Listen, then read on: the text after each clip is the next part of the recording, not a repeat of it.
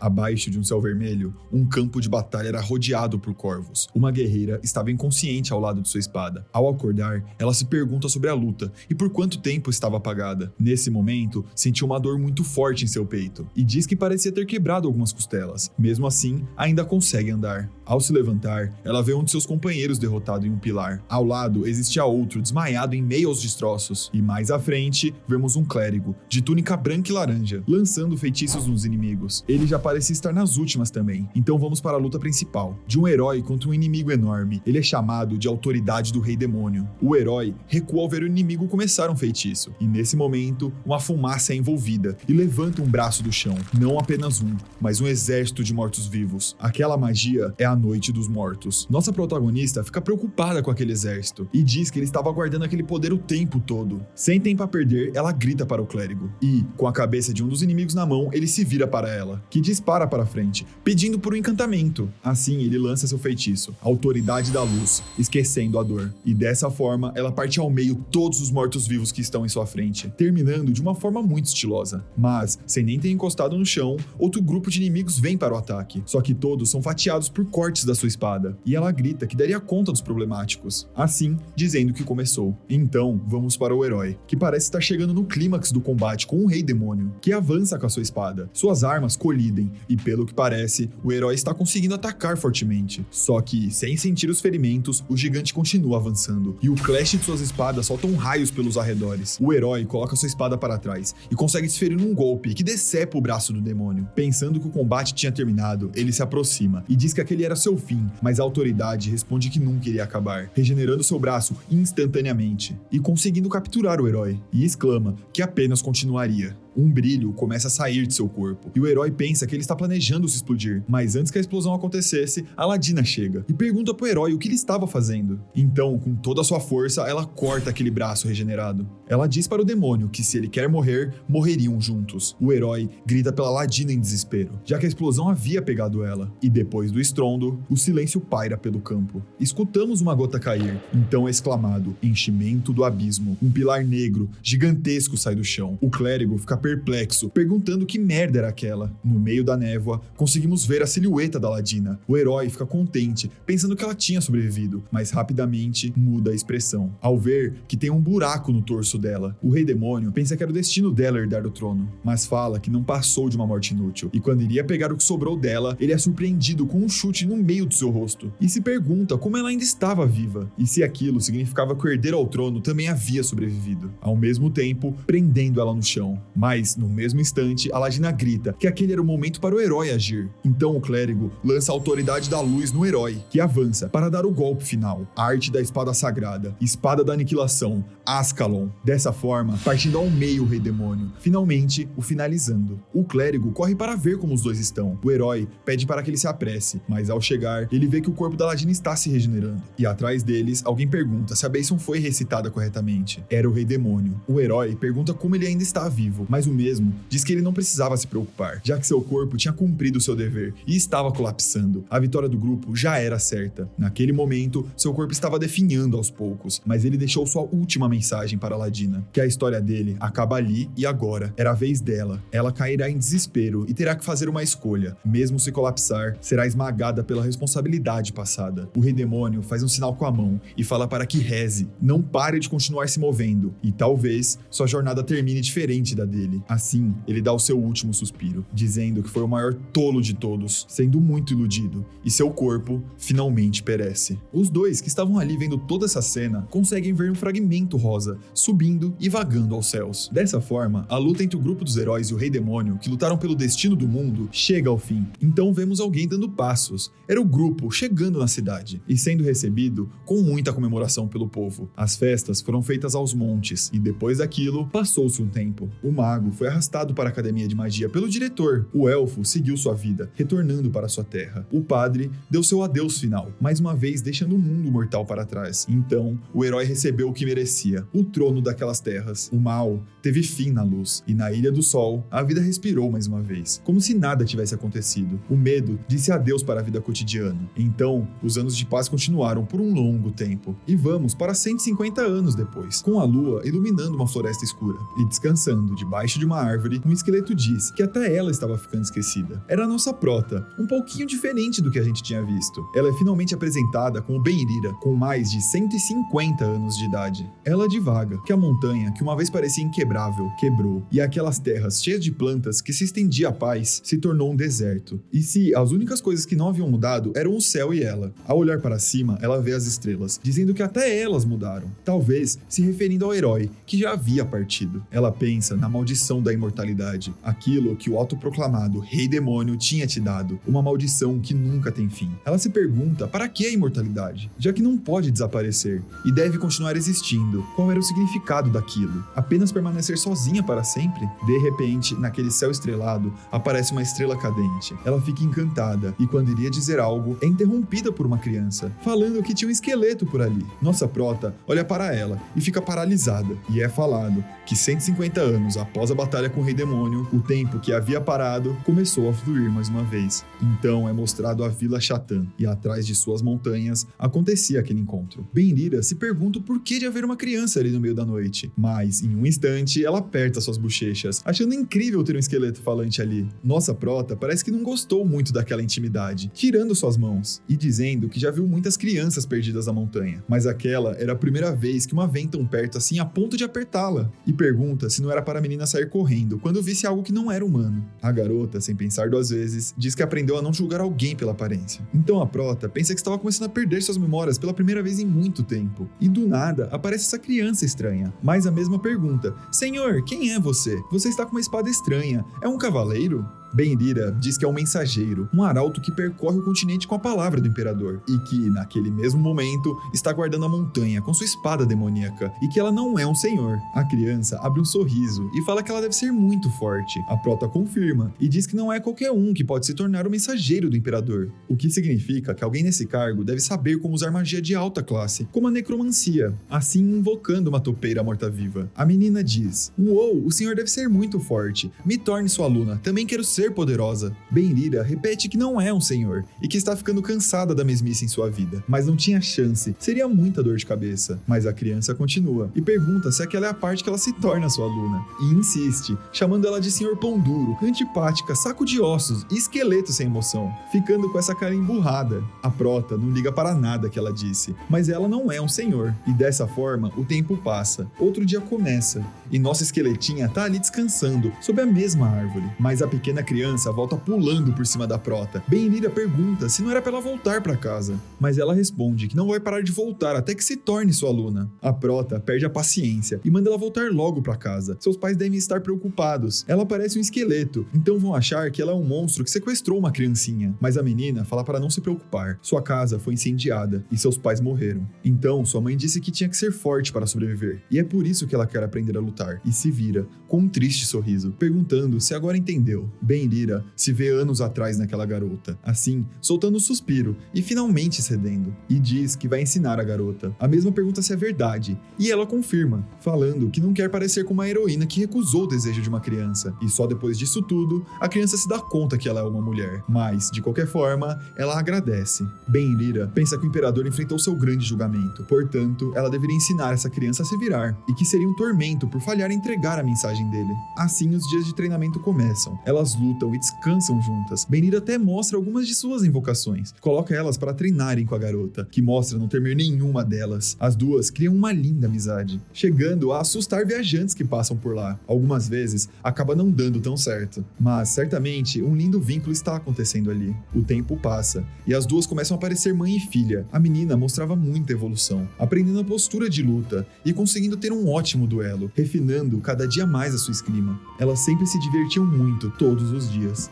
11 anos se passaram e vemos que a menina que já cresceu estava se banhando em uma lagoa. Benrira chama ela para comer e nossa menina já tá tão crescida e cresceu bem saudável. Enquanto almoçavam, a jovem fala que tem algo sério para dizer. A prota pergunta o que é assim tão de repente. Ela diz que a vila que vivia desapareceu muito repentinamente. Pessoas disseram que foi por causa do aumento dos monstros. Falaram até que o Império abandonou uma vila pequena como aquela e agora estão sem esperanças. Todos desistiram. E ela diz que ficou muito forte. Então, mas é interrompida por Benrira, falando que está indo se tornar uma heroína ou algo do gênero. A jovem se surpreende, mas a prota fala que estão 11 anos juntas. Ela consegue dizer o que está pensando agora e que teve um amigo que também disse querer se tornar um herói para ajudar as pessoas, mesmo com todos ao seu redor zombando desse desejo. Diziam que era impossível, mas ele sempre falava, não precisa de qualificação para salvar pessoas. A prota levanta e diz, como Benrira, a única sucessora da Academia da Caça do Norte, seguiria a tradição como sua mestra, e te presentearei com uma adaga, a minha amada estudante, e espero que brande com boas intenções. Vá, salve o mundo e volte, estarei aqui, esperando por você. Assim, a jovem segue sua jornada. A prota se pergunta quanto tempo vai durar essa jornada. 5 anos? 10 anos? A única certeza é que será um longo período, mas até lá, ficaria ali observando. Não importa quanto tempo dure, ela tem certeza que aquela criança irá salvar o mundo e retornar, e ela apenas ficaria esperando.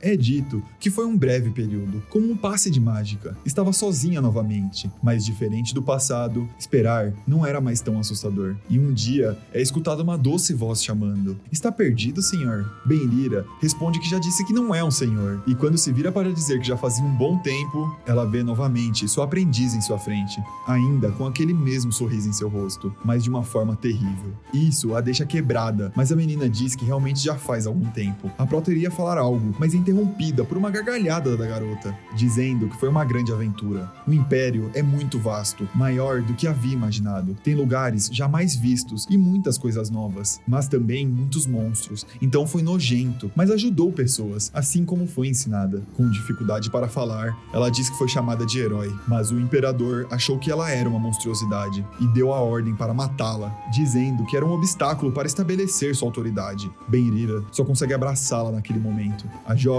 continua a falar, pedindo desculpas por ser uma tonta. Caindo em lágrimas, pergunta se Benrira está bem, se não chorou por ela ter ido embora, e que, naquele momento, só queria ouvir a sua história. Benrira sente que a vida da sua aluna não está mais ali, e fica com esse olhar completamente arrepiante. A cena muda para uma frota de cavaleiros, com um deles perguntando onde é que foi parar aquela heroína, que deveria apenas ter morrido quieta, mas está fazendo eles subirem essa montanha. O líder diz para ele ficar quieto, já que estavam no meio de uma procura. Nesse momento, se deparam com alguém olhando.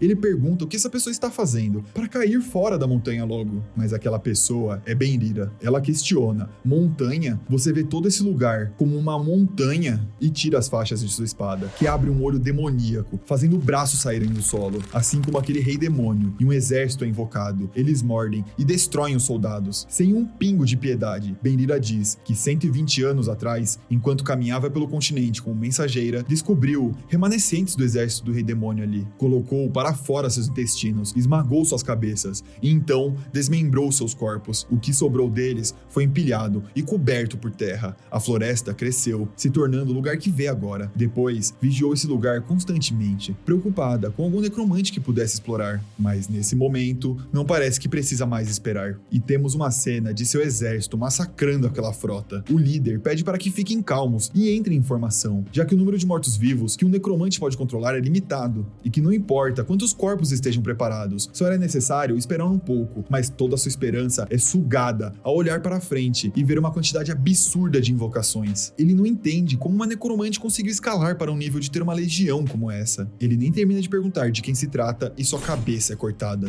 Benrira levanta sua espada e diz que é a boca e a voz do imperador, a cravando no chão, criando fendas no solo, que brilham como luz. Ela exclama que as pessoas do Império precisam ouvir a palavra do mensageiro. De um local diferente, moradores conseguem ver luzes invocadas pela prota e se perguntam o que está acontecendo. E voltamos para ela, colocando toda a sua legião de mortos-vivos em posição de ataque, dizendo que se o Império está diferente do primeiro imperador, ela permitiria que uma nobre e leal mensageira subjugue o Império. E com essa feição completamente sinistra, diz que sua antiga terra pagaria pelo preço da sua tirania. A cena muda para um soldado correndo pela sua vida, chegando a uma vila, e quando chega perto de outro grupo de soldados, ele tenta dizer que tinha sobrevivido, mas em um instante é fatiado por um chegando centenas de mortos-vivos, que já estão atacando o sul daquela vila. Um soldado grita para que todos fiquem de prontidão, mas uma granada zumbi chega em seu peito e explode dezenas de soldados. Vemos que uma guerra começou ali. Outro soldado diz que apenas um necromante lendário poderia conjurar aquele exército. Alguém grita ao fundo: todos recuem! Ele brande sua espada e exclama: Dohan Ryu, técnica presa de lobo, cortando tudo que estava em sua frente. Após soltar seu ar, os restos mortais voam por sua volta. Esse é apresentado como Eshur Soma, cavaleiro oficial do Império.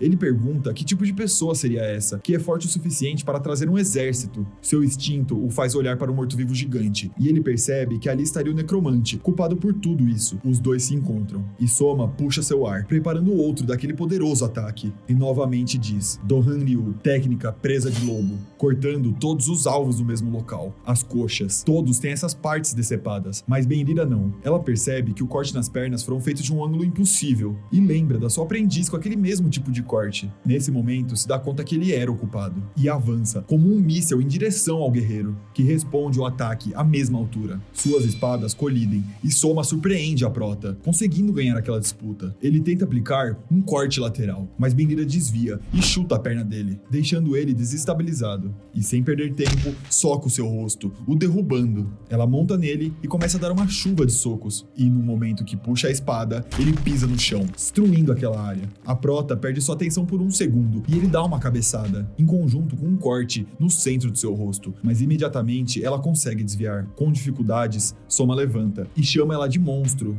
e diz que a última vez que foi tão longe era uma luta contra um dos 4 cavaleiros, e pergunta quem diabos é essa em sua frente. Com essa expressão de poucos amigos, ela diz que é um vingador. Ele pensa que precisa ganhar tempo, então vai provocá-la um pouco mais, a chamando de idiota, e de que tipo de vingança que ela tá falando. Já que eles matam tantas pessoas, ele nem sabe de quem ela tá falando. Ele começa devagar, que ela deveria estar usando muita estamina para usar todas aquelas invocações. Ele apenas precisava segurar um pouco mais de tempo, mas sem nem terminar de pensar, a mão dela encontra seu rosto, e no momento que puxaria sua espada, ela finca a dela em seu pulso. Ela pergunta se ele acha que matar pessoas é motivo para se orgulhar. Qual o motivo daquilo? Para somente pisar nos cidadãos? E que por causa desse inútil, até sua criança sofreu. Enchida de ódio, ela aperta seu rosto, rasgando sua boca. Mesmo com o braço ferido, ele tenta atacar, mas fracassa, levando um chute na boca do estômago, sendo jogado em destroços. Mesmo sendo completamente humilhado, ele a chama de monstro, dizendo para continuar lamentando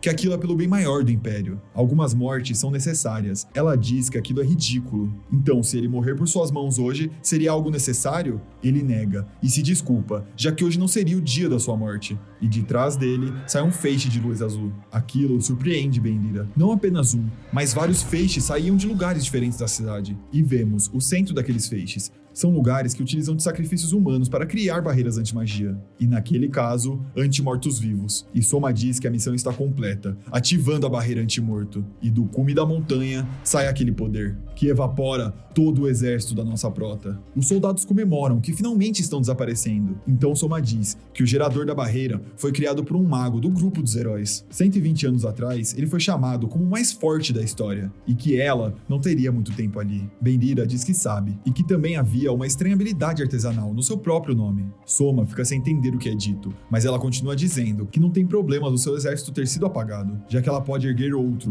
um feito a partir do povo que eles aniquilaram. Aqueles cidadãos que foram explorados até agora iriam se juntar à sua vingança, e todos juntos iriam trazer o fim do Império. Então vamos para dentro da mente de Benrira. Ela lembrava do seu antigo grupo, e dizia que odiavam a guerra, dias onde precisavam roubar para se proteger, onde era certo que haveriam mortes. Pensava que esses dias haviam acabado, mas tudo foi por nada. Para que lutou todo esse tempo? Para ter um futuro como esse? Inúmeras vidas morreram no passado para isso? Ela não sabe a resposta. Seu coração do passado diz para ir à guerra. Ela se pergunta por quem lutou antes, onde deve ir em uma era sem seus antigos aliados. Benrira se encontra perdida e sozinha, mais uma vez. 4 dias se passam desde a fatalidade da heroína, e estamos agora na região norte do continente, a Vila de Aventureiros do Norte. Alguém com um mapa na mão diz que estava seguindo a Cordilheira do Norte e ficou perdida, e pede para que mostrem o caminho. O lugar onde estamos é uma guilda de aventureiros mal encarados. Um deles diz que aquele lugar é uma guilda, não um centro de informações. A pessoa de capuz responde que só está ali porque é o único lugar aberto. Apenas precisava das informações e iria embora. O grandão já a chama de sem vergonha, por entrar daquele jeito, mas aquele que parece ser o líder segura ele,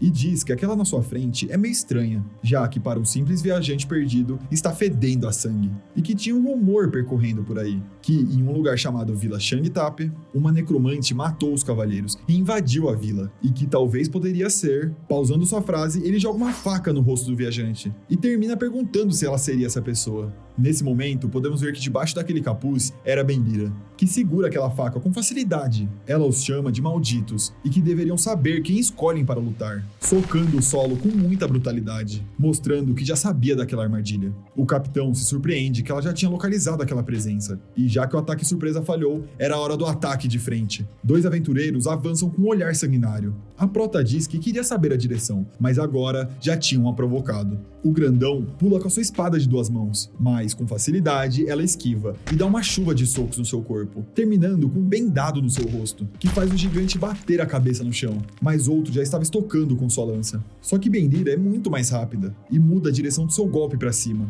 fazendo ele perder o centro de gravidade. Ela pega a sua gola e o derruba em um segundo. Nesse momento, 2 sombras começam a correr em volta dela. Ela se vira para ver aqueles vultos, mas nesse momento os dois atacam pelos 2 lados. Só que pulando para cima, ela faz as 2 adagas colidirem. Os dois mal conseguem entender o que aconteceu ali e têm suas cabeças esmagadas no chão. O capitão, que estava de longe vendo o combate, perde ela de vista, e nesse instante ela aparece em suas costas. Mas com sua rápida reação, ele puxa suas espadas e exclama: "Estilo Atong, 8 presas." Assim, fatiando a mesa que a prota jogou em sua direção. Enquanto trocam golpes, ele pensa que faria uma finta do lado direito, mas seu verdadeiro ataque viria pela esquerda. Só que com uma agilidade fora do normal, Bendira salta e chuta seu rosto, fazendo ele voar para longe. Os outros aventureiros não conseguem acreditar que o capitão foi finalizado com apenas um golpe, e com uma aura completamente arrepiante, Bendira pergunta quem será o próximo. Só que do segundo andar, alguém diz que já é o suficiente. Ele daria o que ela quisesse, e para quebrar o gelo, ele dá as boas-vindas para ela, dizendo que era o mestre da guilda, Thor Vinland, e que eles podiam ir para outro lugar conversar. Então vamos para o escritório do mestre da guilda. Lá, ele diz que tinham recebido a história do esqueleto encontrado atrás da montanha da Vila Shangtap. Todos se surpreenderam. Enviaram o grupo de buscas diversas vezes por aquela região, mas sempre voltavam de mãos vazias. E ele começou a pensar que seria apenas um rumor, mas bem na sua frente, aquela história foi confirmada. E ele cai em gargalhadas. Mas, fechando o clima, ela quebra a mesa e diz que não está podendo relaxar naquele momento. E parece que ele quer algo dela. Se esse for o caso, deseja ir logo para a negociação. Ele coloca o braço em seu sobretudo, dizendo que é um simples pedido. Sacando um maço, diz que, como ela pode ver, a guilda pertence ao Império, mas tem sido negligenciada há muito tempo. Os aldeões foram deixados por conta própria, e aqueles que restaram foram fazer um pedido de proteção de suas casas, e perderam suas vidas. Eles passaram todos os dias tremendo de medo, de serem atacados por monstros, esperando por suas mortes lentamente. Bendira pergunta se aquilo é um desabafo, e se não quiser morrer, deveria morar no Império. Faça nada para que nada aconteça. Mas ele diz que não tinham nada para fazer, e é por isso que não fizeram nada. A segurança da ilha foi abandonada, se tornando responsabilidade dos aventureiros proteger sua terra. Outras guildas estavam na mesma situação, gastando toda a sua força para se proteger. A prota pergunta por que não se juntou às outras guildas para ir contra o Império. Ele diz que ela faz parecer simples, mas aquilo significaria guerra, e não é algo simples, requer coragem. Muitas pessoas morreriam, e eles estavam esperando alguém aparecer para salvá-los. Sobreviveram desesperadamente, para uma esperança chegar um dia. E então, ela apareceu, a heroína. Foi uma dócil esperança que os reergueu do desespero. Eles pensaram que talvez, apenas talvez, ela poderia salvar a todos, mas abraçaram uma esperança fútil. Ele se pergunta onde foi que tudo deu errado. Contudo, conhecendo ela hoje, ele entendeu. Aquilo que faltou para eles era ódio. Tudo bem se não existir o amanhã. Não importa se toda a cidade for destruída. Estaria disposto a morrer se isso significasse matar todos eles. Porque é assim que a guerra é. E faz um pedido, falando que iria providenciar 2 aventureiros como guias que possam partir imediatamente. E que no futuro iria dar tudo o que conseguia como suporte. Não importava se ela era uma demônia, uma zumbi ou qualquer outra merda. Mas que, por favor, deixasse que eles se juntem à sua guerra. Nossa prota pensa um pouco e diz que não tem a intenção de deixar toda a guilda se matar por ela, e que era a responsabilidade dela a vila ter ficado desse jeito, já que negligenciou o Império, e que já fazia 150 anos que tinha aceitado o pedido, assim jogando algo na mesa. Thor se surpreende com aquilo. Era uma identificação de aventureiro ranking Rubi, usado durante a Era da Guerra, o maior ranking que nem existe mais. e pergunta quem diabos era aquela na sua frente. Mas já se virando, ela pede que não se preocupe, já que era apenas um horrendo fantasma do passado, e que aceitaria o pedido, mas primeiro precisaria ir para o maior continente e com a pior cordilheira, onde a neve nunca acaba, o norte das montanhas. Então temos a visão de um mapa, mostrando a rota que a Prota fez até aquele momento.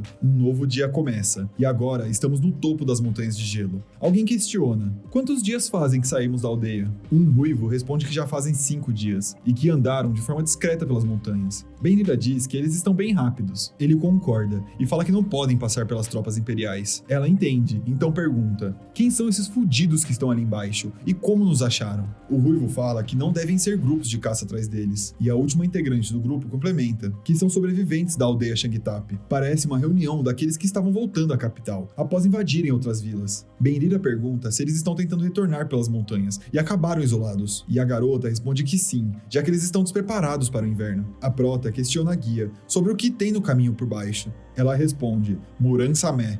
Esse é meu nome. E por favor, tente pelo menos se lembrar disso. Ali embaixo está a Espada Devastadora. Se seguir por baixo da montanha, encontrará algumas casas. Provavelmente eles vão atacar as casas para roubar suprimentos. O ruivo diz que é normal cavaleiros imperiais saquearem casas. Desde que o atual imperador foi ascendido ao trono, vilas têm sido vítimas de saques. Então a Prota diz que se esse é o caso, terá que matar todos eles. O ruivo fica arrepiado com o que é dito e pergunta o que diabos ela acabou de falar, mas ela nem está mais ali. Ela simplesmente pula no meio daquele exército, que questiona o que foi aquele barulho. O outro pergunta se era um ataque inimigo. Benira confirma que é exatamente isso. O ruivo, lá de cima, fala que ela tá pedindo pra morrer. Mas lá embaixo, o massacre já começou. Sem dar tempo deles se prepararem, ela fatia o primeiro soldado. Mas instantaneamente, outros 2 aparecem. Só que como se estivesse parando o tempo, ela exclama: sequência assassina. E corta todos à sua volta. Uma soldada em seu cavalo tenta controlar a situação, falando para que cerque o inimigo, já que é só uma.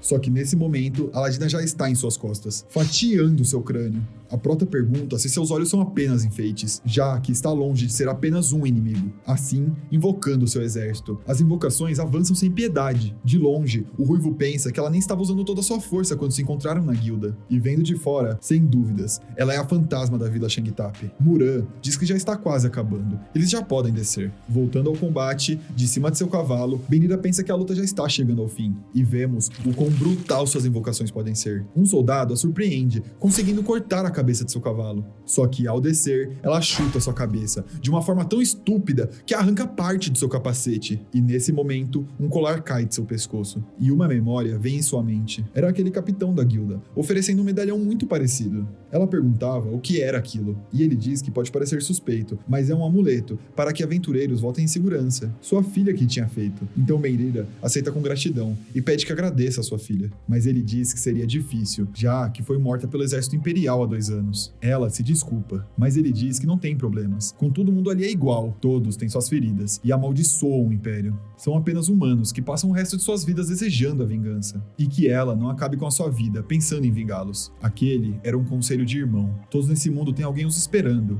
e também deveria ser o seu caso. Nesse momento, Benira fica estática em frente àquele soldado, que grita que iria matá-la, só que já tinha uma invocação estocando por trás. Ela pede desculpas em seus pensamentos, e aquele soldado, em seu último suspiro, diz o nome de sua filha, e pede desculpas, assim caindo sem vida. Benira, em um lapso de arrependimento, explode aquele morto-vivo com um soco, e seus aliados chegam, dizendo que foi um bom trabalho, e já que ela precisaria daqueles corpos, poderia descansar que eles limpariam tudo. Mas ela ainda não consegue digerir o que acabou de fazer. Então, vemos fogo. Muran diz que não consegue entender aquela mulher. Ela pediu para que cremassem os corpos, e vemos Benira ali, em completo luto, com a ficha finalmente caindo do que ela estava fazendo. O ruivo diz que não sabe por quem ela está fazendo aquilo, mas sua expressão é triste demais. Uma voz ecoa na mente da Prota, dizendo que havia avisado. Aquele era seu turno. Ela será forçada a inúmeras escolhas e eventualmente iria cair em desespero. E ainda nem tinha começado. O que ela irá enfrentar será, mas ela manda calar a boca, que quem morreu não tem direito de falar, mas aquele que um dia foi o rei demônio continua e pergunta se ela pode ser considerada viva. Pede que continue resistindo e tente lutar contra o destino, pois no fim, um desespero que ele nem imagina estará à sua espera. De repente, vamos para um castelo em chamas. Alguém com uma coroa em sua cabeça está cantando e diz que os gritos das pessoas desse território são deliciosos. Deve ser porque comiam e dormiam bem, e suas vozes são fortes. E o cheiro, quando queimados, é ótimo. Um soldado enorme chega e pergunta a Lord Frey se gostaria de jogar futebol com a cabeça da princesa. Ela diz que tá tranquila e também decepcionada, já que achou que valeria a pena lutar por aquele reino. Mas acabou rápido demais, era muito chato. Frey pergunta se não tem ninguém divertido para lutar no Império, mas o soldado diz que é difícil divertir alguém tão forte como ela. E um mensageiro chega para entregar uma ordem imperial. Uma grande quantia de mortos-vivos apareceram na parte do norte, e ela recebeu a ordem de subjugar quem os lidera. Frey não consegue conter sua excitação e ri, dizendo que chegou na hora certa. Finalmente teria alguém para lutar. Ela joga a coroa no chão e ordena para que as tropas se juntem. Eles iriam brincar de guerra. Voltando para o grupo da Prota, eles caminham nas montanhas, com Benira distante. Muran diz que está muito quieto. Eles estão andando por 2 semanas e ela não falou nada. Parecia até um defunto. Tentando puxar assunto, ela pergunta por que sua cabeça flutua no ar. E o Ruivo se lembra do que Thor disse antes de partirem, que o esqueleto é da aldeia Torre da Lança e provavelmente conhecia a heroína que morreu, já que aquela era a aldeia que passou toda a sua infância. E o período que a heroína foi caçada pelos cavaleiros e fugiu bate com o incidente do exército de mortos-vivos, além das suas posturas de combate, que eram exatamente iguais, e complementa, dizendo que o esqueleto não deve ser alguém ruim, só deveria estar desesperada e preocupada, assim como eles, e que não sabia o porquê de querer ir para as montanhas do norte. Mas definitivamente ela não era sua inimiga, mas também não tem garantias de ser sua aliada. Entretanto, ela seria a chave para acabar com o Império, e confiava nos 2 que vieram do norte, como guias. Então, é mostrado o Ruivo como a espada devastadora, um aventureiro de rank 5, que fazia parte da vanguarda do escudo, sendo o principal DPS, e a Muran Samé, também rank 5, mas principal matadora. O Ruivo questionava Thor se ela realmente estaria ao seu lado, já que suas ações são imprevisíveis, mas o líder pede para que não se preocupe, ele tem uma sensação boa quanto àquele esqueleto. Então, voltando para o momento atual, ele tenta dizer para Rhaenyra que aquela direção, mas ela interrompe, dizendo que é a aldeia da Torre da Lança, e queriam fazer uma pausa por lá. Isso trouxe memórias do passado, onde seu aprendiz cortou um saco de pão para que Rhaenyra pudesse visitar a cidade. Juntas, elas foram ao bar, e tiveram muitos momentos felizes, momentos esses onde nunca mais aconteceriam novamente. E agora, voltando ao mesmo bar, Rhaenyra entra e vê o lugar completamente acabado, sem ninguém mais lá. E ao se sentar no balcão, aquela mesma dona do bar serve novamente uma bebida e pede desculpa, pois aquela taverna fechou já fazia um tempo. Descontraindo, ela pergunta se saiu de moda o saco de pão na cabeça e diz que já escutou algumas histórias sobre essa que foi a mestra da criança que trabalhou lá, mas nunca escutou sobre ela ser uma morta-viva. Terminando seu longo gole, ela diz que o nome desse goró que elas estavam tomando é Dioni, uma bebida barata que significa novos começos. Essa era a bebida que ela tinha esquecido de tomar, e Benira pensa que tinha dito que beberia um dia com sua aluna. E a dona do bar continua falando. Todos os aventureiros desejam por segurança no começo da sua jornada, mas já faz muito tempo desde a última vez que vendia essa bebida. Não existem mais aventureiros nessa aldeia. O país está em ruínas. Faz sentido não ter mais nenhum. Mas o que você está pensando em fazer é errado. Pode ser que salve algumas pessoas, mas era isso que aquela criança queria? Que se tornasse isso? Não acho. Aquela criança queria que você fosse um pouco mais brilhante. Benira vê aquele traje, que foi usada por sua aluna nos dias de treinamento. E a dona do bar diz que a jovem deixou tudo ali, e pediu para entregá-la quando a encontrasse. E deixou um recado. Reunir colegas e salvar pessoas é um conto de fadas sobre derrotar o mal. É dito que alguns aventureiros experienciaram isso, uma verdadeira aventura. Ela queria ter uma aventura que nem eles, queria ir com você. A Prota reflete um pouco, e dá um gole naquela bebida, mostrando que iria se jogar nesse novo começo. E devagar, que o desejo da vingança cega até mesmo os sábios vagueiam na neblina, e que, cega pela raiva, ela continuou cometendo os mesmos erros. Dizem que ela era a mestra, mas aquela criança foi quem realmente ensinou Benira. Sim, ela que preencheu o espaço em seu coração. A Prota bate na mesa e, com uma nova esperança, agradece pela bebida. A dona do bar pergunta para onde ela vai, e se era seu novo começo. Benira diz que vai viver o que aquela criança realmente gostaria de ter vivido ao seu lado. Não uma vingança, mas uma aventura de verdade. Do lado de fora do bar, aqueles 2 estavam esperando, e Muran pergunta se tinha terminado tudo por lá, e que nesse momento seguiriam a rota normal. E brinca que tá frio demais por essas bandas, mas como ela é só ossos, ficaria bem. Benira, de uma forma diferente do habitual, brinca de volta, falando para que seus júniors incompetentes andassem logo. Os 2 acham estranha a mudança repentina na forma ela agir.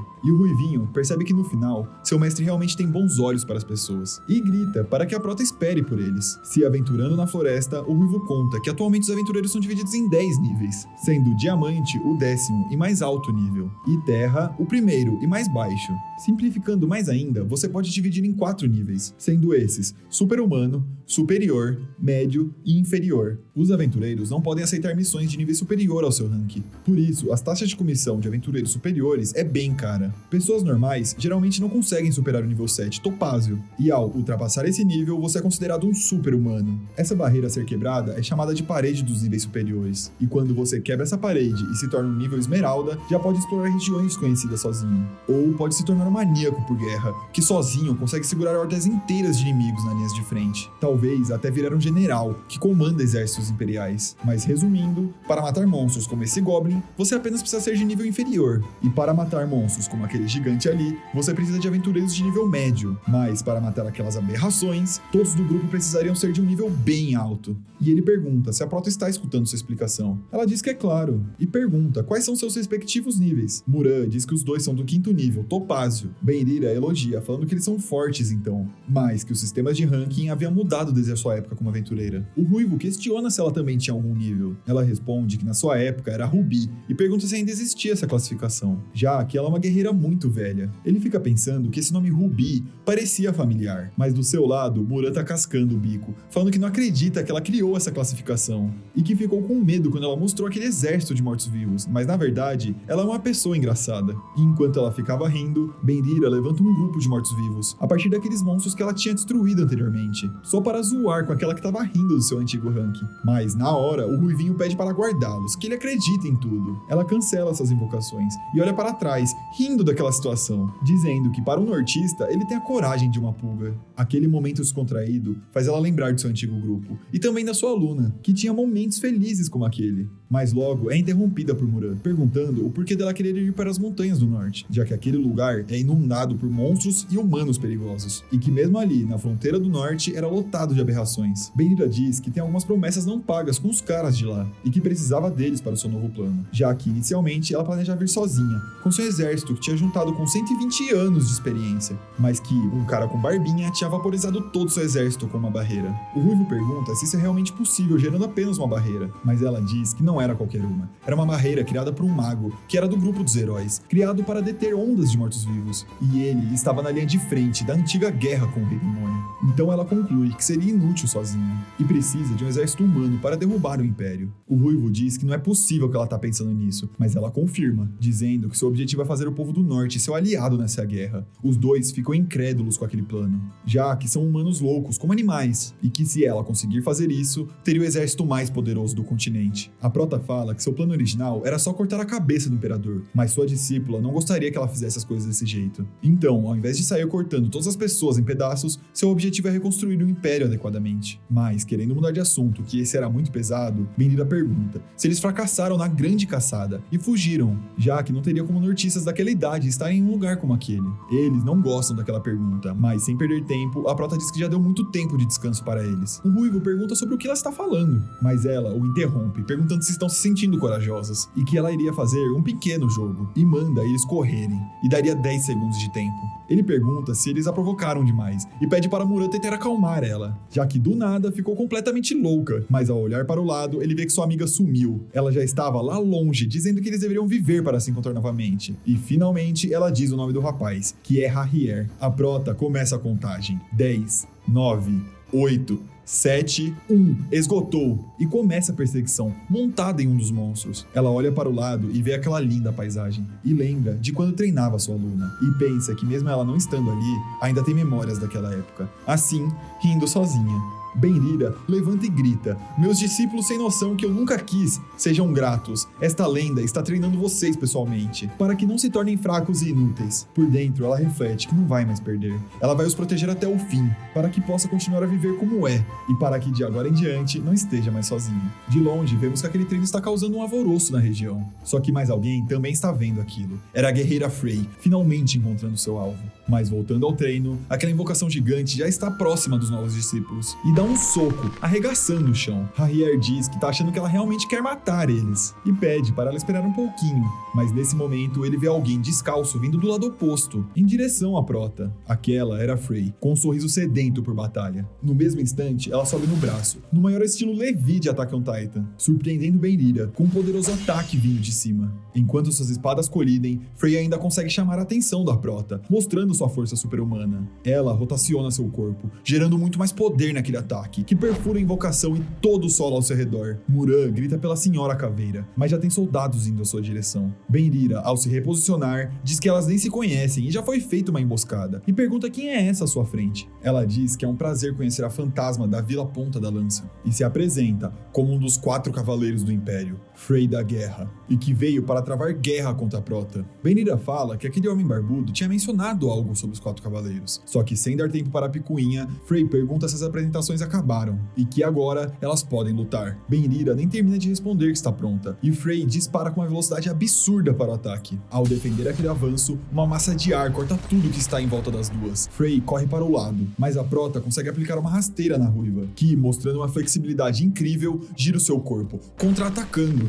Mas Benrira também é muito ágil e consegue desviar, ainda aparando todos os golpes que vêm em sua direção. Mas de um ponto cego, Frey consegue acertar um chute certeiro em seu peito, a fazendo recuar. Benrira pensa que essa maníaca é incrivelmente estranha, que ao pensar que ela está atacando com a espada, o golpe vem de algum lugar completamente inesperado. Suas articulações movem de uma forma tão bizarra que nem parece estar lutando contra uma humana, e pensa que essa em sua frente é uma pessoa nojenta. Em 1 milésimo de segundo, Frey está em sua frente, mas a Prota já estava esperando e joga algo. Era uma lasca de pedra em direção ao olho. Nesse momento de distração, Benrira desfere uma sequência de socos, que deixa Frey tão excitada no combate que começa a gargalhar enquanto já prepara outro golpe, que pega na guarda da Prota, a fazendo voar longe. Frey diz que está decepcionada. Sem invocar o exército, aquela luta era completamente chata, e com essa expressão assustadora, pergunta o porquê Benrira estava tão distraída. Se o problema eram aqueles 2 nanicos que estavam deixando a área. Se fosse o caso, não precisava se preocupar, eles seriam enterrados junto dela. Só que saindo da poeira, a Prota pergunta se ela realmente acha que a iria matar, que talvez ela pudesse com esse instinto de batalha e alcances sobrenaturais. Ela respeita seu esforço implacável e entende que é forte, só que tinha um problema. Sua visão era fraca demais. Esse era seu defeito fatal. E sem perceber, Frey já tinha caído em uma armadilha. Benrira, com bolinhas na mão, grita para Muran e Harrier correrem imediatamente e joga aquelas bombas de fumaça no campo. Rapidamente, os 3 estão em cima de uma invocação, tentando fugir daquele lugar. Tossindo muito, Harrier pergunta o que ela tinha colocado naquelas bombas. Animada com a pergunta, Benrira responde com todos os detalhes, como que elas tinham sido feitas, e ainda pergunta se ele queria a receita. Mas, chorando de ardência, Harrier pede para ela ficar quieta. Mas, ainda preocupada, Muran pergunta se ela tem algum plano, já que se Frey for realmente um dos 4 cavaleiros, nenhum exército seria suficiente. Benrira concorda, e acha que nesse ritmo não conseguiria lidar com aquele monstro. Mas eles tinham acabado de cruzar os limites, então tudo o que deveriam fazer é correr. Mas, ao olharem para trás, os inimigos estavam chegando cada vez mais perto. Já no ar, Frey grita se ela iria invocar o seu exército inteiro, e continua dizendo que já poderia dizer que isso era uma guerra, e ao se aproximar, Benrira exclama, estilo nortista, tragédia do assassinato de cães loucos, e Frey também, com um estilo espiral, revirada da grande despesa, e esses 2 poderosos golpes colidem, gerando outra explosão imensa, devastando todo o local. Saindo dos escombros que aquela colisão tinha feito, Frey diz que um monstro morto-vivo enorme, bombas de fumaça, e agora um esqueleto empunhando técnicas bizarras, isso está ficando interessante até demais, e pergunta se a senhora esqueleto tinha algo mais na manga. Benrira coça o nariz, que nem era pra existir, e a chama de idiota. Como ela podia levantar tanta poeira assim? Estava sujando as roupas de uma dama. Frey provoca de volta, pergunta se ela já se olhou no espelho pra dizer que é uma dama, mas nem olhos tinha para isso.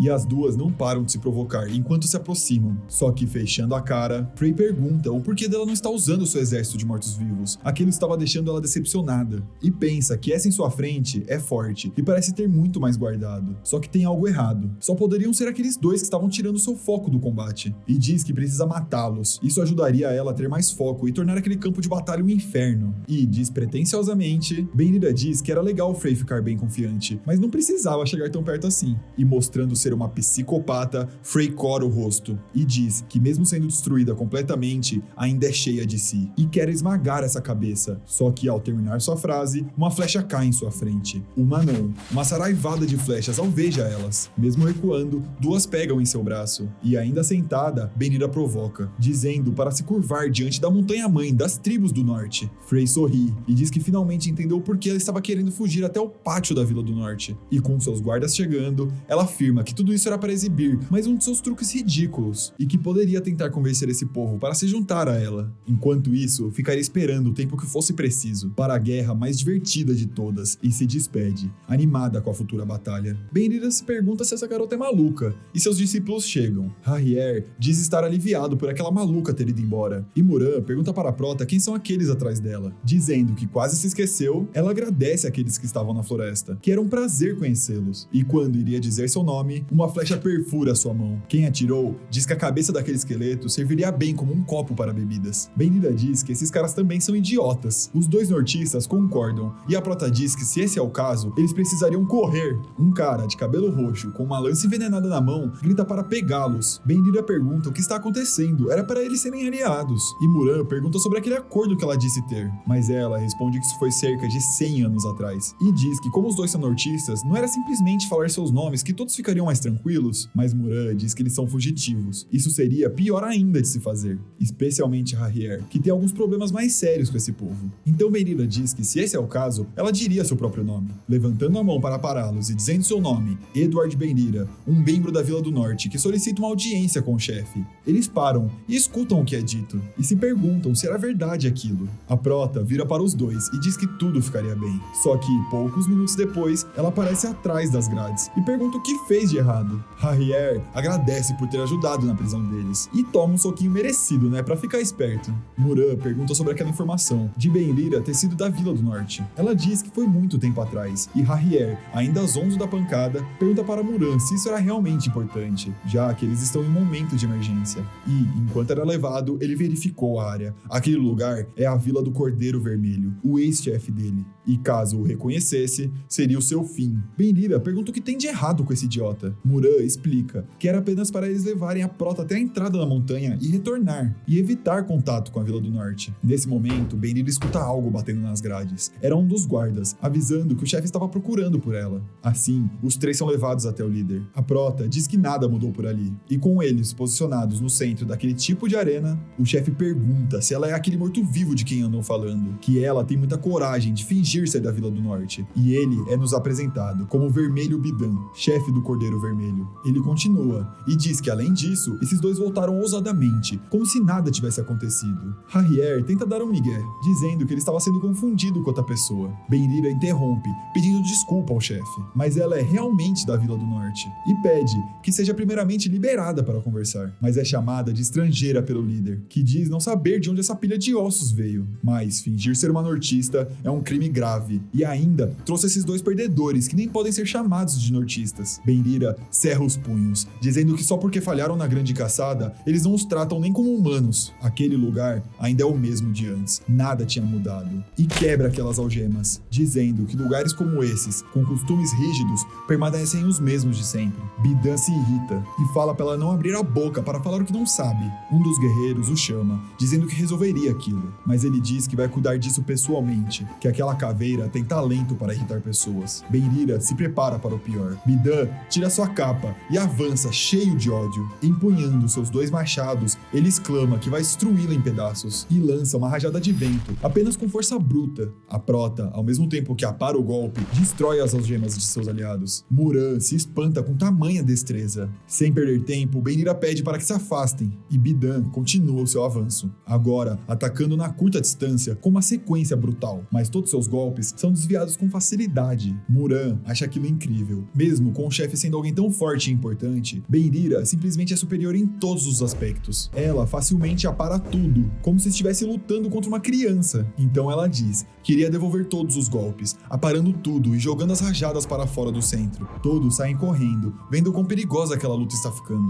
E chegando perto do combate, vemos que Benira começou a desferir alguns contra-ataques. O chefe pergunta se ela só sabe fazer barulho, só que nesse momento ela vê uma brecha e ataca, levantando muita poeira. Mas vemos que o chefe conseguiu se defender e dá um soco em seu crânio, que faz ela voar longe. Caminhando com sua presença implacável, ele diz que os mortos não devem andar ao lado dos vivos, eles devem virar pó. Só que de repente sua postura é quebrada. Ele pensa que não consegue se mover. Todos aqueles golpes leves eram aplicados em pontos de pressão. E à sua frente, Benira repete que mortos deveriam virar pó e desmoronar, e os vivos devem se lembrar deles e seguir em frente. Ela sempre ouve essas palavras há muito tempo, mas pergunta se tem algo errado com ele. Já que ele é o vivo aqui, por que estava de joelhos? Enquanto ela, como morta-viva, está andando com firmeza. Por que ele não consegue mover um músculo enquanto ela avança em sua direção? E que agora eles iriam conversar. Bidan pensa em como foi superado incrivelmente. Parecia até quando treinava com seu mestre em sua infância. E com essa derrota total, pergunta o que ela gostaria de ouvir. Benira pede que reúna todos os chefes da Vila do Norte. Eles atacariam o Império. Saindo da poeira, chega aquele subordinado. E Bidan diz que ela tem grandes sonhos. E diz que, como perdedor, acataria seu pedido. Sua reunião seria aberta em breve, mas isso não significa que ele confie nela, e pede que espere na mansão de Harrier. Lá teria um velho para recebê-la. A prota pergunta sobre essa mansão de Harrier. Ele tampa seu rosto de vergonha, e Bidan pergunta se ela é idiota, já que foi até lá sem saber com quem andava, e Harrier sorri envergonhado daquela situação. Bidan pede que escute com atenção. O verdadeiro nome dele é Vendedor de Espada Harrier, que vem de uma tribo irmã deles. Ele é o próximo chefe, da tribo Rabo do Leão Branco. E vamos para essa mansão. Benira fica encantada ao ver aquela grande casa e diz que ver esse aventureiro suado andar elegantemente é muito chocante. Harrier fala que abandonou o sobrenome da sua família no dia que fugiu para as montanhas. Ele não gostaria de ter mais nenhum vínculo com aquela casa. Aquele lugar era muito desconfortável para ele. E então ficaria no seu quarto até que o chamem. Benira fala para Muran que é como se ele estivesse parecido outra pessoa ali. Um senhor se apresenta como Vanson, o zelador da mansão. Ele explica que Harrier fracassou repetidas vezes na grande caçada, e esse choque fez ele fugir há 4 anos com Muran, e ele foi deixado sozinho ali para cuidar da mansão. Benira questiona por que ele foi o único que ficou por ali. Ele sorri e responde que não poderia deixar a casa suja, já que todos acreditam em Harrier e Muran. Todos da tribo estavam esperando por eles esse tempo todo. E indo para o jardim da casa, a prota pergunta o que Muran estava fazendo ali. Ela responde que estava cuidando das flores. Sua família costumava ser jardineira do Harrier e que ele teria sido um ótimo chefe. Mas não era isso que fez ela fugir com ele. E conta uma história um pouco antiga.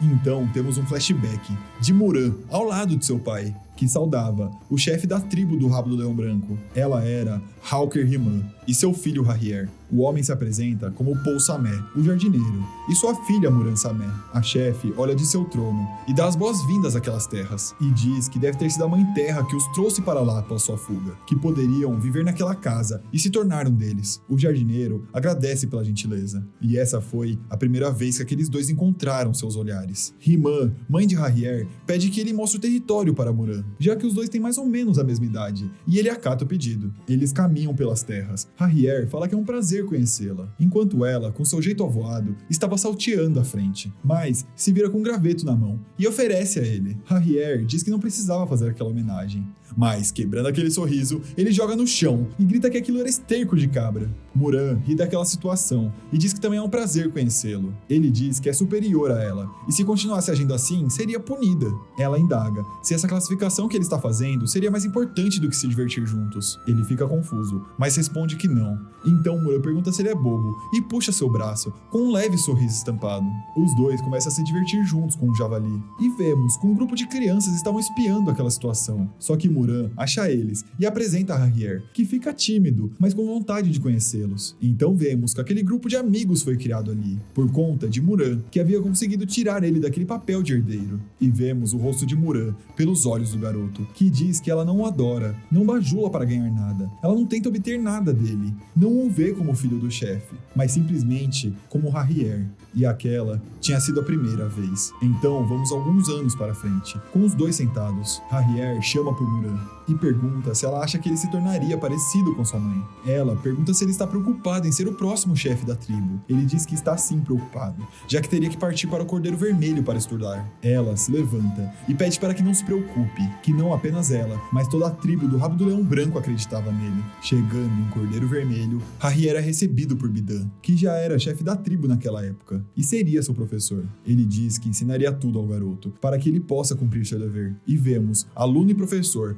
fazendo aquele treino pesado. Bidan falava para que ele não pare, que teria que ser o guerreiro guerreiro mais forte para se tornar o chefe. Caso perdesse uma batalha, não poderia falar, nem garantir a segurança da tribo. Vemos Harrier se esforçando ao máximo para ficar mais forte. Também tinham aulas de estratégia. E sempre tinha Abidan ao seu lado, o reforçando todo momento que ele não poderia dar ao luxo de se descuidar. Ele também tinha que visitar bibliotecas e consumir o máximo possível de conteúdo que podia, sobre monstros e outros registros vitais. E enquanto lia diversos livros, uma gota vermelha pinga em uma das páginas. Aquilo claramente mostrava o quão esgotado Harrier estava perante aquele treino abusivo. Nesse momento, ele se questiona se realmente conseguiria fazer tudo isso. E Muran vem à sua mente. Mesmo cansado, aquela imagem o motiva, dizendo que iria permanecer forte. 1 ano se passa, desde o começo do treinamento, e alguém encapuzado chega perto de Muran e Vanson. Eles escutam o que ele tinha a dizer, e Muran derruba o vaso que segurava, com a notícia chocante. Harrier havia fugido.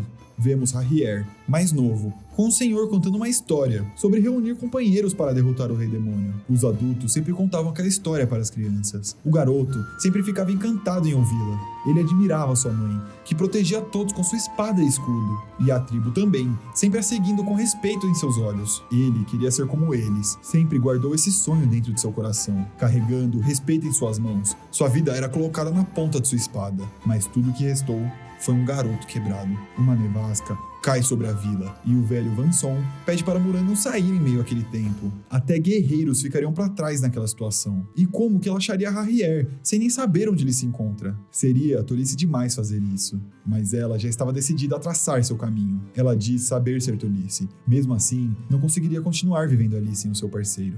E somos levados até a Vila dos Aventureiros do Norte, no norte do continente. Um local com quase ninguém, tirando Harrier, que estava enchendo a cara naquele local. Quando Muran abre as portas, Harrier, parecendo fora de seus dias normais, chama por ela, que no mesmo momento o chama de idiota, e pergunta o porquê dele ter fugido. Sem pensar, ele responde que não combinava com ele, não tinha talento, e menos ainda qualificação. Muran larga suas coisas e anda em sua direção, o segurando pela gola, gritando para que não diga bobagem. Era ele que queria ser o maior chefe de todos. Quem é que tinha falado que ele não conseguiria? Ele responde que seu mentor falou essas palavras, que uma vez seria experiência, 2 vezes é um erro, a terceira é teimosia e a quarta é simplesmente incompetência. Ele havia falhado 4 vezes no exame da grande caçada e diz que não tem os instintos necessários para a batalha, nem o dom para a magia, não tem habilidades notáveis, nem especiais, não consegue criar estratégias brilhantes para compensar tudo isso. Ele não tem nada, apenas o elogiavam por sua visão aguçada e intuição decente, mas que já tinha escutado que não serve para ser guerreiro pelo menos 1000 vezes. Muran não saberia, porque nunca esteve naquele lugar antes. O lugar onde todos olham com expectativas, enquanto você continua caindo, esmagado pela própria ansiedade e desespero.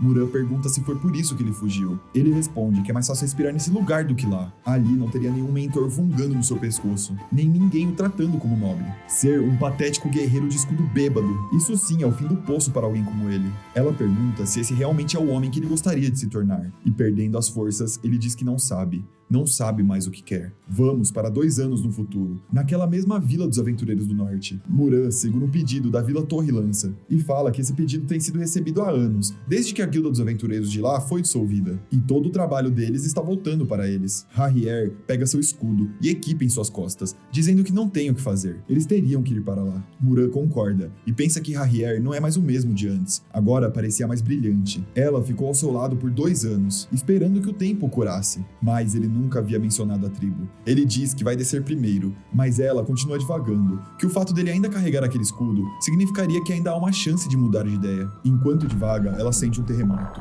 mas pensa que apenas algo poderia provocar esse momento de virada na vida dele. E é nos mostrado que aquele era o dia em que Meirira chegou na Guilda dos Aventureiros. Aquele era o ponto de partida, não apenas para a nossa esqueletinha, mas também daqueles 2.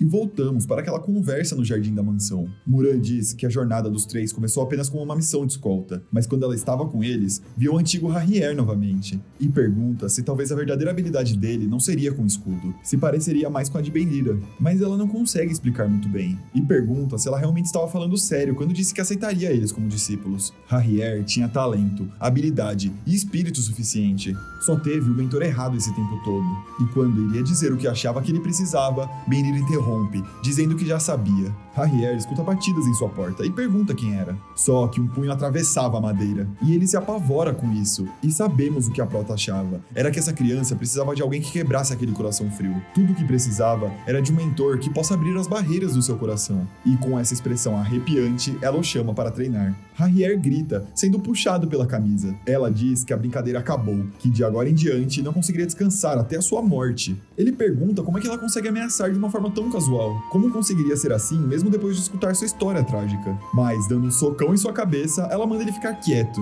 E pergunta como é que esse punk sabia que eles estavam conversando do seu passado. Muran diz que ele tem bons ouvidos. Benrira pede que não se preocupe. Ela não estava brincando quando disse que iria ensiná-lo. Ele despertou algo interessante dentro dela. E vemos essa imagem de Muran, com esse lindo sorriso estampado em seu rosto, dizendo que crianças inteligentes são fofas. Mas Harrier tá ali jogada no chão, falando nada com nada. Então a cena muda, para alguém no meio da vila com dificuldades para andar, dizendo o nome de companheiros e que não pode ir para Valhalla ainda. Ele era o único que tinha sobrevivido. Todos já tinham sido eliminados, e aqueles malditos lobos do Império estavam chegando.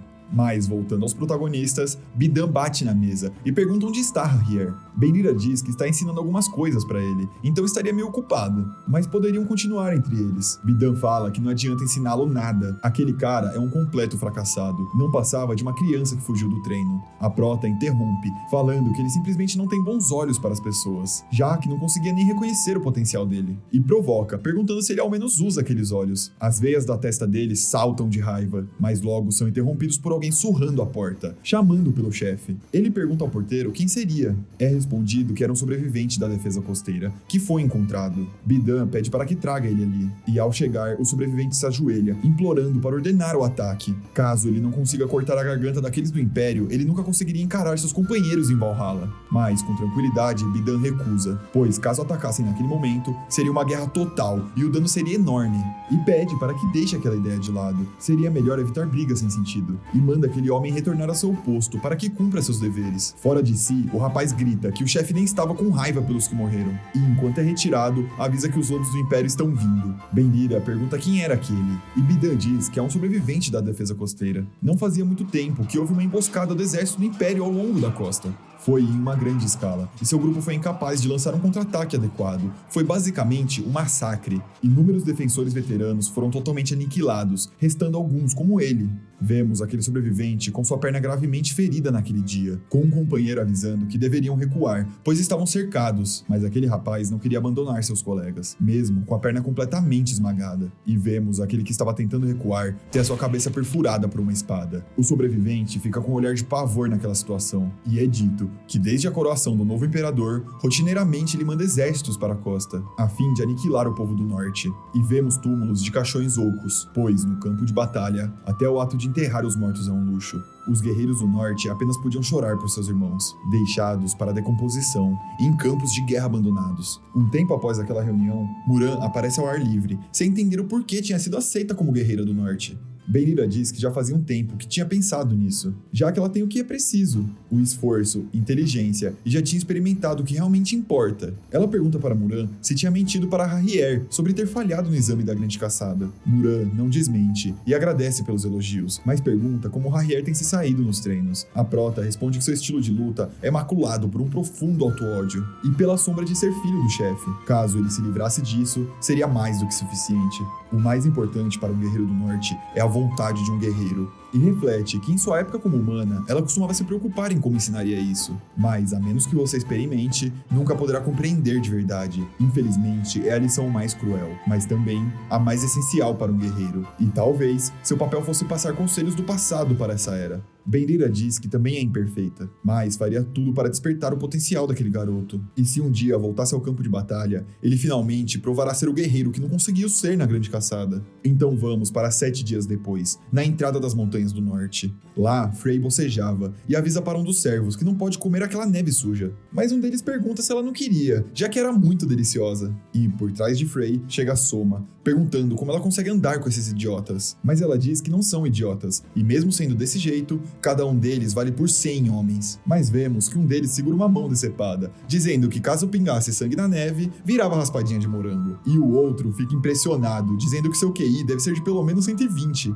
E voltando para a conversa dos dois, Frey pergunta o porquê dele vir até ela, se ele estava procurando o título dos 4 cavaleiros. Ele responde que não tem tanto tempo livre assim. Estava ali para lidar com aquela necromante desgraçada. Mas, deixando aquilo de lado, pergunta o que ela estava fazendo ali, porque não tinha enviado o exército para as montanhas ao invés de ficar parada, e a chama de patética, dizendo que ele não é do tipo que espera. E um soldado montado em seu cavalo fala para o pelotão se preparar para atacar o inimigo. O 4º pelotão seria responsável pelo reconhecimento com armamento, e exclama que avancem para as montanhas do norte. Soma, com seu rosto marcado pela batalha com Benira, pede que ela espere por ele, pois iria pagar pela ferida que ele causou.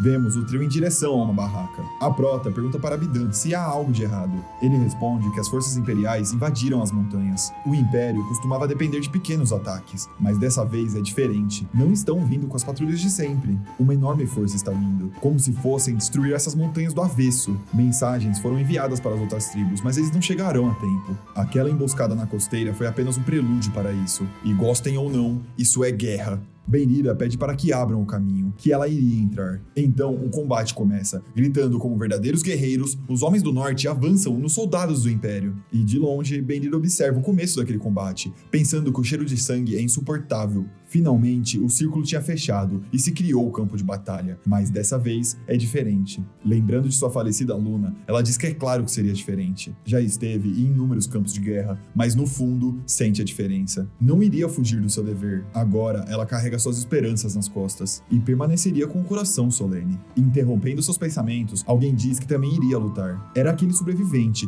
que mal conseguia ficar em pé, dizendo que não ficaria apenas sentado em sua tenda médica, assistindo o desenvolvimento da batalha. Era melhor morrer ali. Benira pede que se acalme, mas ele pergunta se ela também tentaria parar ele. Ela diz que nunca tentaria parar um guerreiro decidido, que tomou sua decisão por honra, mas gostaria de perguntar uma coisa: se ele sonha em vingar seus camaradas. Ele pergunta sobre o que ela estava falando. É claro que não. Todos eles são um glorioso escudo dos Cordeiros Vermelhos, mas ele, como escudo, ainda não fez seu dever. Não busca vingança pelos camaradas, mas sente vergonha profunda em não ter concluído sua missão. É por isso que iria lutar, para finalmente completá-la. A Prota se espanta com tamanha honra daquele guerreiro, e mais uma vez pergunta: e se quebrássemos a paz deles e os chamássemos de volta? O que aconteceria então? Ele não entende muito bem o que foi dito, mas ela continua: como os escudos da tribo do Cordeiro Vermelho se sentiriam se fossem invocados mais uma vez para a batalha? Ele pergunta o que ela está dizendo. É claro que não é honroso ressuscitar os mortos. Isso seria feitiçaria, mas eles eram a guarda, os honoráveis escudos do Cordeiro Vermelho. Se tem algum motivo para acordá-los do descanso, seria para defender aquilo que estava sendo invadido mais uma vez. Ela responde que se esse for o caso, ele poderia emprestar a bandeira deles por um momento. E vemos os dois se cumprimentando, com ele confirmando aquele pedido. Então Benira diz que oferece a sua admiração sem limites por aquela dedicação. E todos no campo de batalha se perguntam o que era aquela luz, que de repente brilha tanto. E com lágrimas nos olhos, aquele machucado guerreiro vê Benira dizer: levantem suas cabeças, guerreiros do norte, os heróis retornaram do reino dos mortos. E vemos aquele exército implacável ser invocado. Os heróis abandonaram suas vidas após a morte e trilham novamente a terra dos vivos. E Benira pede para que a defesa responda. Sua bandeira foi erguida bem alta no céu. Todos precisariam batalhar para proteger a montanha-mãe. Aquela que deram suas vidas para salvar está sendo invadida novamente. Abandonem o passado, pois precisamos da força daqueles que já partiram. Nem os rios, nem as valquírias de Valhalla podem impedir seu retorno. Todos os defensores restantes na área, juntem-se a nós em suas formas gloriosas. Nossa missão final foi anunciada. Antes que a noite passe, retornem depois de concluir sua missão. Aquele sobrevivente cai em lágrimas ao ver sua bandeira erguida e grita para os céus que, sob a bandeira de sacrifício e honra, seus camaradas sobreviventes aguardam seu retorno. E com a vanguarda inimiga partindo para o ataque, os mortos-vivos fazem uma posição de defesa. E o sobrevivente termina exclamando que quando inimigos invadem nosso território, gritem bem alto: nós somos o orgulhoso e indomável escudo. Assim, quebrando todo o avanço inimigo. Benira pede perdão à Mãe Espírito da Montanha por chamar de volta aqueles que já foram, mas precisa que a defesa costeira complete sua missão final. E continua falando que ainda é muito cedo para Harriera entrar no campo de batalha. Às vezes é importante aprender antes de avançar. O retorno da defesa costeira nivelou o campo de batalha. Ali tinha se tornado o lugar perfeito para aprender a alcançar a iluminação. E tinha chegado a hora. A resposta que ele tinha dado na grande caçada, ele precisaria provar nesse campo de batalha real. O rapaz fica preocupado com aquilo, pois um verdadeiro campo de batalha tinha muito caos por toda parte, e a morte passa como um vento. Era um lugar frio, onde a vida humana desaparece. Uma cena de massacre. Bendira pergunta se ele poderia se provar ali, e quando iria responder que não tinha certeza, ela dá um peteleco em sua cabeça, para que ele a esvazie, dizendo que se supõe que a guerra carregue responsabilidade e maldições em qualquer circunstância, que não ignore a tragédia e o pecado,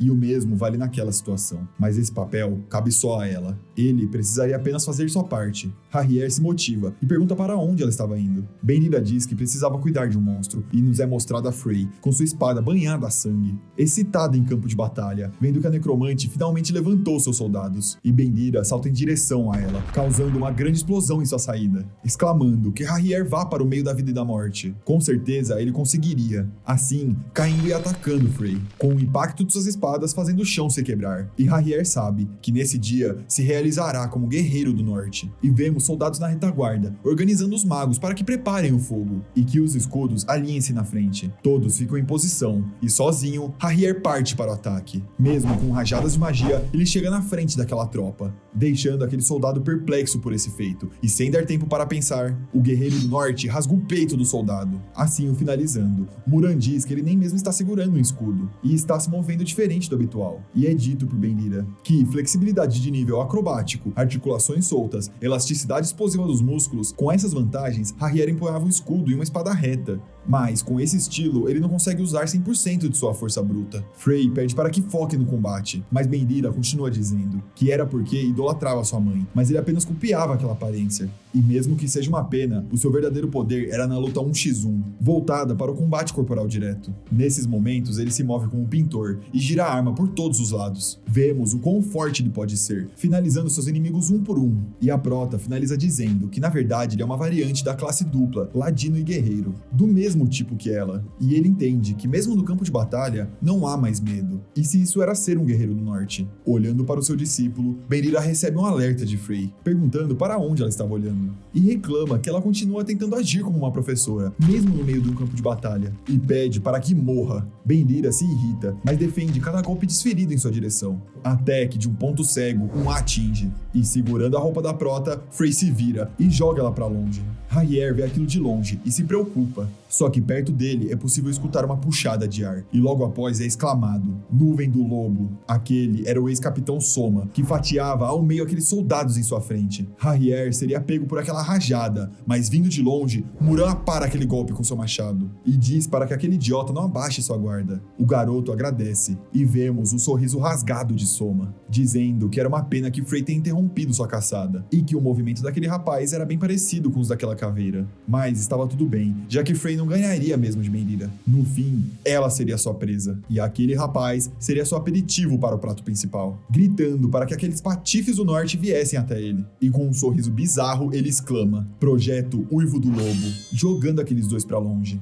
Muran pergunta que mudanças drásticas no movimento de Harrier eram aquelas. Ele pede que se acostume, pois precisavam lutar em dupla daqui pra frente. E ele pensa que aquele sentimento era fascinante, conseguia sentir os menores nervos do corpo, da cabeça até os pés. Seu medo diminuiu, e só isso permanece. Finalmente, conseguia se mover naturalmente. E Soma diz que aqueles dois só fogem como ratos, e se irrita ao lembrar de seu combate com Bendira. Então exclama: Projeto Caça do Lobo, cortando todo o chão com aquelas rajadas que saem da sua espada. Harrier esquiva com facilidade e percebe que seu inimigo só consegue usar uma técnica por respiração. E se esse era o caso, aquela era a chance deles. Muran diz que entendeu e leva seu machado para trás. Harrier salta em direção à arma, dizendo que aquilo é divertido. E Muran, com toda a sua força, impulsiona ele, que avança como se fosse uma bola de canhão. Só que parecendo que estava recuperando a respiração, um sorriso mortal é visto no rosto do inimigo. E Harrier percebe que sua respiração ainda não tinha terminado. E Soma exclama: Caça do Lobo Uivante. E vemos simbolicamente um lobo indo em direção da garganta de Harrier. Sangue é jorrado. Lembranças dos dias bons daquela dupla eram mostrados e iam se borrando. Ele pensa que desde criança adorava histórias sobre guerreiros do norte. Não se lembra bem o porquê. Será que era influência da sua mãe? Ela sempre brincava com ele e cantava músicas sobre os guerreiros do norte. E vemos alguém o chamando de arrogante. Era Muran, com seu corpo completamente perfurado, falando que tinha avisado para que ele não se machucasse. Rapaziada, que final foi esse? Eu não sei vocês, mas eu tô torcendo pra Muran ficar bem depois dessas porradas. Mas o vídeo vai ficando por aqui. Curtam, comentem e se inscrevam pra eu saber que vocês querem uma parte 2. E por favor, mano, deixem um feedback do que vocês acharam desse vídeo. Muito obrigado de coração pra quem viu o vídeo até aqui e fui!